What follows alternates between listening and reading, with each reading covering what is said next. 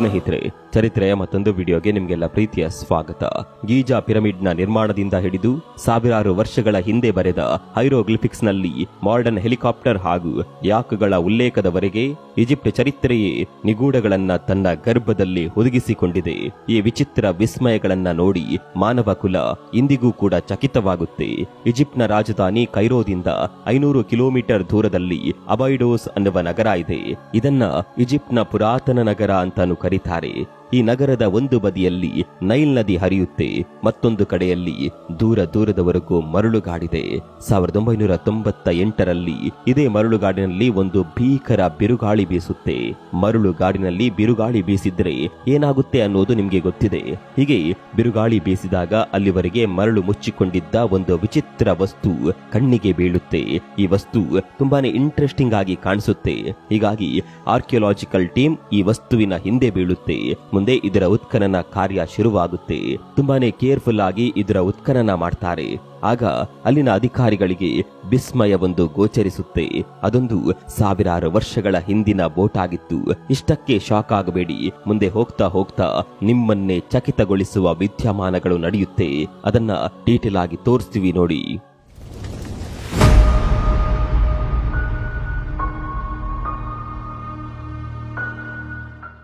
ಅವತ್ತು ಉತ್ಖನನ ಮಾಡಿದಾಗ ಕೇವಲ ಒಂದು ಬೋಟ್ ಸಿಕ್ಕಿದ್ದಲ್ಲ, ಒಂದರ ಪಕ್ಕ ಒಂದು ಒಂದರ ಪಕ್ಕ ಒಂದು ಅನ್ನುವ ಹಾಗೆ ಒಟ್ಟು 14 ಬೋಟ್ಗಳು ಸಿಗ್ತಾವೆ. ಈ 14 ಬೋಟ್ಗಳನ್ನ ಕೂಡ ಸಾಲಾಗಿ ಮರಳಿನಲ್ಲಿ ಸಮಾಧಿ ಮಾಡಲಾಗಿತ್ತು. ಇಂಟ್ರೆಸ್ಟಿಂಗ್ ಸಂಗತಿ ಏನ್ ಗೊತ್ತಾ, ಈ ಬೋಟ್ಗಳು ಒಂದಲ್ಲ ಎರಡಲ್ಲ 5000 ವರ್ಷಗಳಷ್ಟು ಹಿಂದಿನದು. ಅಂದ್ರೆ ಗೀಜಾ ಪಿರಮಿಡ್ಗಿಂತಲೂ 500 ವರ್ಷ ಹಳೆಯದಾದ ಬೋಟ್ಗಳಿದು. ಈ ಬೋಟ್ಗಳನ್ನ ಎಲ್ಲಾ ವಿಧಾನದಲ್ಲೂ ಕೂಡ ಸಂಶೋಧನೆ ಮಾಡಲಾಗುತ್ತೆ. ಲೇಟೆಸ್ಟ್ ಸೋನಾರ್ ಟೆಕ್ನಾಲಜಿ ಬಳಸಿ ಈ ಬೋಟ್ಗಳ 3D ಮಾಡೆಲ್ ಅನ್ನ ರೆಡಿ ಮಾಡಲಾಗುತ್ತೆ. ಈ ಬೋಟ್ಗಳು ಸಾಮಾನ್ಯ ಬೋಟ್ಗಳಾಗಿರ್ಲಿಲ್ಲ. ಅವುಗಳ ಗಾತ್ರ ಈಗಿನ ಬೋಟ್ಗಳಿಗಿಂತಲೂ ತುಂಬಾನೇ ದೊಡ್ಡದಿತ್ತು. ಈ ಬೋಟ್ಗಳು ಸಿಕ್ಕಿದ ರೀತಿ ನೋಡಿ ಹಲವು ಪ್ರಶ್ನೆಗಳು ಹುಟ್ಟಿಕೊಳ್ತಾವೆ. ಈಗ ಮರುಭೂಮಿಯಾಗಿರುವ ಈ ಪ್ರದೇಶದಲ್ಲಿ ಒಂದು ಕಾಲದಲ್ಲಿ ನೈಲ್ ನದಿ ಹರಿದಿದ್ದಿರಬಹುದು. ನೈಲ್ ನದಿಯಲ್ಲಿ ಈ ಬೋಟ್ಗಳು ಸಾಕ್ತಾ ಇದ್ವಾ ಅನ್ನುವ ಪ್ರಶ್ನೆಗಳು ಹುಟ್ಟಿಕೊಳ್ತಾವೆ. ಈ ಪ್ರಶ್ನೆಗಳಿಗೆ ಅಲ್ಲೇ ಉತ್ತರ ಕೂಡ ಇತ್ತು. ಒಂದು ವೇಳೆ ನದಿ ಅಲ್ಲಿ ಹರಿತಾ ಇದ್ದು ಅಲ್ಲಿ ಉಪಯೋಗವಾಗ್ತಾ ಇದ್ದ ಬೋಟ್ಗಳಾದರೆ ಈ ರೀತಿ ಸಾಲಾಗಿ ಇರೋದಕ್ಕೆ ಸಾಧ್ಯವಿಲ್ಲ. ಅವುಗಳ ಪೊಸಿಷನ್ ಈ ರೀತಿ ಇರ್ತಾ ಇರಲಿಲ್ಲ. ಈ 14 ಬೋಟ್ಗಳನ್ನ ಕೂಡ ಸಾಲಾಗಿ ನಿಲ್ಲಿಸಲಾಗಿತ್ತು. ಹೀಗಾಗಿ ಇಲ್ಲಿ ಬೇರೆ ಏನೋ ಸಂಗತಿ ಇದೆ ಅನ್ನೋದು ವಿಜ್ಞಾನಿಗಳಿಗೆ ಗೊತ್ತಾಗುತ್ತೆ. ಅಕ್ಕಪಕ್ಕದ ಭೂಮಿಯನ್ನ ಕೂಡ ಸಂಶೋಧನೆ ಮಾಡಲಾಗುತ್ತೆ. ಆದರೆ ನೈಲ್ ನದಿ ಹರಿಯುತ್ತಿದ್ದ ಬಗ್ಗೆ ಸಣ್ಣದೊಂದು ಸುಳಿವು ಕೂಡ ಸಿಗೋದಿಲ್ಲ. ಹಾಗಾದರೆ ಈ ಬೋಟ್ ಯಾರದ್ದು? ಇವುಗಳನ್ನ ಯಾಕೆ ಈ ರೀತಿ ಸಾಲಾಗಿ ಇಟ್ಟಿದ್ರು? ನದಿಯೇ ಇಲ್ಲದ ಮರುಭೂಮಿಯಲ್ಲಿ ಈ ಬೋಟ್ಗೆ ಏನ್ ಕೆಲಸ ಇತ್ತು ಅನ್ನುವ ಪ್ರಶ್ನೆಗಳಿಗೆ ಉತ್ತರ ಹುಡುಕೋದಕ್ಕೆ ಬೋಟನ್ನ 3D ಗ್ರಾಫಿಕ್ಸ್ ನ ಸಹಾಯದಿಂದ ರೀಬಿಲ್ಡ್ ಮಾಡಲಾಗುತ್ತೆ. ಆಗ ಈ ಬೋಟ್ಗಳು ಎಕ್ಸಾಕ್ಟ್ ಆಗಿ ಯಾವ ರೀತಿಯಾಗಿತ್ತು ಅನ್ನೋದು ಗೊತ್ತಾಗುತ್ತೆ. ನೀವೆಲ್ಲ ರಾಫ್ಟಿಂಗ್ ಬೋಟ್ಗಳನ್ನ ನೋಡಿರಬಹುದು. ಸೇಮ್ ಟು ಸೇಮ್ ಅದೇ ರೀತಿಯ ಬೋಟ್ಗಳನ್ನ ಅಂದಿನ ಕಾಲದಲ್ಲಿ ನಿರ್ಮಾಣ ಮಾಡಲಾಗಿತ್ತು. ಈ ಬೋಟ್ಗಳು ಆಗಿನ ಕಾಲದಲ್ಲೇ ತುಂಬಾನೇ ಅಡ್ವಾನ್ಸ್ಡ್ ಆಗಿದ್ದವು ಅನ್ನೋದಕ್ಕೆ ಪುರಾವೆಗಳು ಸಿಗ್ತಾವೆ. ಬೇರೆ ಬೋಟ್ಗಳಿಗೂ ಈ ಬೋಟ್ಗಳನ್ನ ನಿರ್ಮಾಣ ಮಾಡಿದ ರೀತಿಗೂ ತುಂಬಾನೇ ವ್ಯತ್ಯಾಸ ಇತ್ತು. ನೋಡೋದಕ್ಕೆ ಕೂಡ ಈ ಬೋಟ್ಗಳು ತುಂಬಾನೇ ಸುಂದರವಾಗಿ ಕಾಣಿಸ್ತಾ ಇದ್ವು. ಈ ಬೋಟ್ಗಳು ಸಾಮಾನ್ಯದವರ ಬಳಿ ಇರೋದಕ್ಕೆ ಸಾಧ್ಯವಿಲ್ಲ. ಅಂದಿನ ಕಾಲದ ರಾಜ ಫೆರೋ ಬಳಿ ಮಾತ್ರ ಈ ರೀತಿಯ ಬೋಟ್ಗಳು ಇರೋದಕ್ಕೆ ಸಾಧ್ಯ. ಈಗ ಪ್ರಶ್ನೆ ಏನಪ್ಪಾ ಅಂದ್ರೆ, ಈ ಬೋಟ್ಗಳನ್ನ ಯಾಕೆ ಮರುಭೂಮಿಯಲ್ಲಿ ತಂದು ಇಟ್ಟಿದ್ರು? ಈ ಪ್ರಶ್ನೆಗೆ ಉತ್ತರ ಹುಡುಕೋದಕ್ಕೆ ಅಕ್ಕಪಕ್ಕದ ಜಾಗದಲ್ಲಿ ಕೂಡ ಉತ್ಖನನ ಕಾರ್ಯ ನಡೆಯುತ್ತೆ. ಹೀಗೆ ಉತ್ಖನನ ಮಾಡುವ ಸಂದರ್ಭದಲ್ಲಿ ಈ ಬೋಟ್ಗಳು ಸಿಕ್ಕ ಪಕ್ಕದಲ್ಲೇ ಒಂದು ಮಣ್ಣಿನ ಸ್ಟ್ರಕ್ಚರ್ ಸಿಗುತ್ತೆ. ಇಲ್ಲಿ ಆಗಿನ ಕಾಲದ ಹಲವು ಮಣ್ಣಿನ ಪಾತ್ರೆಗಳು ಸಿಗ್ತಾವೆ. ಆ ಪಾತ್ರೆಗಳಲ್ಲಿ ಆಹಾರ ತಿಂತಾ ಇದ್ರು, ಮದ್ಯಪಾನ ಕೂಡ ಮಾಡ್ತಾ ಇದ್ರು ಅನ್ನೋದಕ್ಕೆ ಸಾಕ್ಷಿ ಸಿಗುತ್ತೆ. ಈ ಪಾತ್ರೆಗಳಿಗೂ ಬೋಟ್ಗಳಿಗೂ ಕೂಡ ಒಂದು ಸಂಬಂಧ ಇತ್ತು. ಎರಡೂ ಕೂಡ ಸಮಾನ ಕಾಲದಲ್ಲಿ ರಚನೆಯಾಗಿದ್ದವು. ಅಲ್ಲಿಗೆ ಈ ಸ್ಟ್ರಕ್ಚರ್ಗೂ ಬೋಟ್ಗಳಿಗೂ ಏನೋ ಸಂಬಂಧ ಇದೆ ಅನ್ನೋದು ಗೊತ್ತಾಗುತ್ತೆ. ಏನ್ ಸಂಬಂಧ ಇರಬಹುದು ಅನ್ನೋದರ ಜಾಡು ಹಿಡಿದು ಮತ್ತೆ ಪುನಃ ಅಧ್ಯಯನಗಳು ನಡೆಯುತ್ತೆ. ಆಗ ಬೋಟ್ಗಳನ್ನ ನಿಲ್ಲಿಸಿದ್ದ ಅಕ್ಕಪಕ್ಕದಲ್ಲಿ ಗೋಡೆ ಇರೋದು ಗಮನಕ್ಕೆ ಬರುತ್ತೆ. ಈ ಗೋಡೆಗಳು ಕೇವಲ ಅಕ್ಕಪಕ್ಕದಲ್ಲಿ ಮಾತ್ರವಲ್ಲ, ಬೋಟ್ನ ಕೆಳಭಾಗದಲ್ಲಿ ಕೂಡ ಇದ್ದವು. 3 ಬದಿಯಲ್ಲೂ ಕೂಡ ಗೋಡೆ ಇದೆ ಅಂದ ಮೇಲೆ ಬೋಟ್ ಮೇಲೆ ಕೂಡ ಗೋಡೆ ಇದ್ದಿರಬೇಕು ಅನ್ನುವ ಅನುಮಾನ ವಿಜ್ಞಾನಿಗಳಿಗೆ ಮೂಡುತ್ತೆ. ಅಲ್ಲಿಗೆ ಇದನ್ನ ಯಾವುದೋ ಒಂದು ರಚನೆಯ ಒಳಗೆ ಇಡಲಾಗಿತ್ತು ಅನ್ನೋದಕ್ಕೆ ಸಾಕ್ಷಿ ಸಿಗುತ್ತಾ ಹೋಗುತ್ತೆ.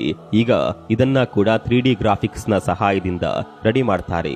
ಆಗ ಅದು ಈ ರೀತಿ ಕಾಣಿಸುತ್ತೆ. ಈ ರಚನೆಗಳನ್ನ ನೋಡಿದ್ರೆ ಇಲ್ಲಿ ಬೋಟ್ ಗಳನ್ನ ಸಮಾಧಿ ಮಾಡಿದ್ರು ಅನ್ನೋದು ಕ್ಲಿಯರ್ ಆಗಿ ಗೊತ್ತಾಗುತ್ತೆ. ಯಾವ ರೀತಿ ಅಂದಿನ ಕಾಲದಲ್ಲಿ ರಾಜನನ್ನ ಮಮ್ಮಿ ಮಾಡ್ತಾ ಇದ್ರು, ಅದೇ ರೀತಿ ಇಲ್ಲಿ ಬೋಟ್ ಗಳನ್ನ ಕೂಡ ಮಮ್ಮಿ ಮಾಡಿ ಇಟ್ಟಿದ್ರು ಅನ್ನೋದು ಗೊತ್ತಾಗುತ್ತೆ. ಈ ಬೋಟ್ ಗಳ ಮಮ್ಮಿಯ ಮೇಲೆ ಬಿಳಿ ಬಣ್ಣದ ಲೈಮ್ ಸ್ಟೋನ್ ನ ಪ್ಲಾಸ್ಟರ್ ಮಾಡಲಾಗಿತ್ತು. ಇದರಿಂದಾಗಿ ಇವುಗಳ ಮೇಲೆ ಸೂರ್ಯನ ಬೆಳಕು ಬಿದ್ದಾಗ ಅದು ಹೊಳಿತಾ ಇತ್ತು. ಈ ರೀತಿ ಹೊಳೆಯೋದ್ರಿಂದ ಇವುಗಳು ಮರುಭೂಮಿಯಲ್ಲಿ ದೂರದವರೆಗೂ ಕಾಣಿಸ್ತಾ ಇದ್ವು. ಸ್ನೇಹಿತರೆ, ಇಲ್ಲಿ ಮತ್ತೊಂದು ಇಂಟ್ರೆಸ್ಟಿಂಗ್ ಸಂಗತಿ ಇದೆ. ಪಿರಮಿಡ್ಗಳಿಗೂ ಕೂಡ ಆರಂಭದಲ್ಲಿ ಈ ರೀತಿ ಹೊಳೆಯೋದಕ್ಕೆ ವೈಟ್ ಲೈಮ್ ಸ್ಟೋನ್ ನ ಪ್ಲಾಸ್ಟರ್ ಮಾಡ್ತಾ ಇದ್ರು. ಈಜಿಪ್ಟಿಯನ್ನರು ಈ ಲೈಮ್ ಸ್ಟೋನ್ ನ ಪ್ಲಾಸ್ಟರ್ ಅನ್ನ ಆಕೃತಿಗಳ ಸೌಂದರ್ಯ ಹೆಚ್ಚಿಸೋದಕ್ಕೆ ಮಾಡ್ತಾ ಇದ್ರು. ಅವರು ಮಾಡಿದ್ದ ಎಲ್ಲಾ ರಚನೆಗಳಲ್ಲಿ ಕೂಡ ಈ ವೈಟ್ ಲೈಮ್ ಸ್ಟೋನ್ ನ ಪ್ಲಾಸ್ಟರ್ಗಳು ಸಿಕ್ಕಿವೆ. ಈ ಪ್ಲಾಸ್ಟರ್ ನ ಮೇಲೆ ಸೂರ್ಯನ ಬೆಳಕು ಬಿದ್ದಾಗ ಅದು ಪಳಪಳ ಅಂತ ಹೊಳೆಯೋದಕ್ಕೆ ಶುರು ಮಾಡುತ್ತೆ. ಇದನ್ನೆಲ್ಲ ಅಧ್ಯಯನ ಮಾಡಿದಾಗ ಒಂದು ವಿಷಯ ಅಂತೂ ಕನ್ಫರ್ಮ್ ಆಗುತ್ತೆ. ಈ ಬೋಟ್ಗಳು ನೈಲ್ ನದಿಯಲ್ಲಿ ಹರಿದುಕೊಂಡು ಬಂದು ಇಲ್ಲಿ ಬಂದು ನಿಂತಿಲ್ಲ. ಇವುಗಳನ್ನ ಉದ್ದೇಶಪೂರ್ವಕವಾಗಿಯೇ ಇಲ್ಲಿ ನಿಲ್ಲಿಸಲಾಗಿದೆ. ಇವುಗಳು ಆಗಿನ ಕಾಲದ ರಾಜನಿಗೆ ಸೇರಿದ್ದು ಅನ್ನೋದರಲ್ಲಿ ಯಾವುದೇ ಅನುಮಾನ ಇರಲಿಲ್ಲ. ಈಗ ಕೊನೆಗೆ ಉಳಿದ ಪ್ರಶ್ನೆ ಏನಪ್ಪಾ ಅಂದ್ರೆ, ಇವುಗಳನ್ನ ಸಮಾಧಿಯ ರೀತಿ ಯಾಕೆ ಮಾಡಿದ್ರು? ಮಮ್ಮಿ ಮಾಡುವ ರೀತಿಯ ರಚನೆಗಳು ಇಲ್ಲಿ ಯಾಕಿದ್ದವು? ಈ ಪ್ರಶ್ನೆಗೆ ಉತ್ತರ ಹುಡುಕುತ್ತಾ ಹೋದಂತೆ ಈ ಬೋಟ್ಗಳು ಸಿಕ್ಕ 2 ಕಿಲೋಮೀಟರ್ ದೂರದಲ್ಲಿ ರಾಜನ ಮಮ್ಮಿ ಇರುವ ಜಾಗ ಕೂಡ ಸಿಗುತ್ತೆ. ಈ ಡೋಮ್ ಅನ್ನ ಸಹ ಬೋಟ್ಗಳನ್ನ ನಿಲ್ಲಿಸಿದ್ದ ಕಾಲಘಟ್ಟದಲ್ಲೇ ಕಟ್ಟಲಾಗಿತ್ತು. ಈ ಡೋಮ್ ನಲ್ಲಿ ರಾಜನ ಮಮ್ಮಿ ಹಾಗೂ ಆಗಿನ ಕಾಲದ ಪಾತ್ರೆಗಳನ್ನ ಇಡಲಾಗಿತ್ತು.